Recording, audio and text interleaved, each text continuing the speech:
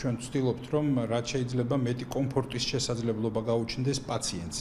ეს არის ჩვენთვის ამოსავალი კრიტერიუმი და საწყისი წერტილი.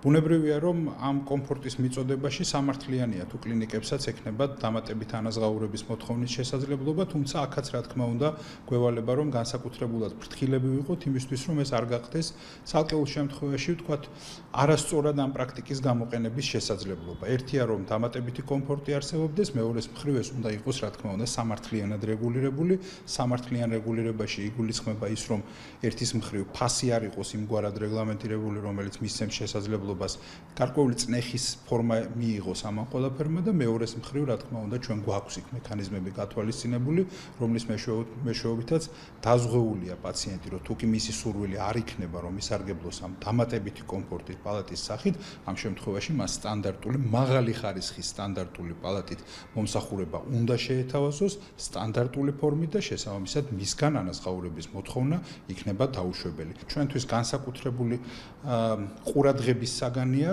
რომ ისე დავაბალანსოთ და ისე დავარეგულიროთ ურთიერთობები ერთის მხრივ სახელმწიფოს, პაციენტს და კლინიკას შორის, ასევე ექიმს შორის, რომ ყველას სამართლიანად ხვდებოდეს, ასე ვთქვათ, საკუთარი შრომის, საკუთარი ინტერესის შესაბამისი ანაზღაურებაც, ხარჯებიც ამგვარად ნაწილდებოდეს და ასე შემდეგ. სწორედ ამ მიზნით ეს არის ერთ-ერთი ეტაპი, რა ეტაპზე ჩვენ გავაჩინეთ დამატებით ანაზღაურების შესაძლებლობა, დამატებითი კომფორტის მიწოდების შესაძლებლობა, თუმცა რასაკვირველია, რომ ეს პროცესი გაგრძელდება. მომავალში ძალიან ახლო მომავალში ჩვენ პრაქტიკულად ფინალურ ეტაპზე ვართ მომზადებისა იმ ნორმატიული აქტის, რომლითაც გათვალისწინებული იქნება ცალკეული სახარჯი მასალების მეშვეობით, თქვათ, იგივე ტიპის რეგულირების შემოთავაზება. ეს შეიძლება უკავშირდებოდეს განსაკუთრებულად კვალიფიციური ექიმის მონაწილეობით მანიპულაციების ჩატარებას და ასე შემდეგ.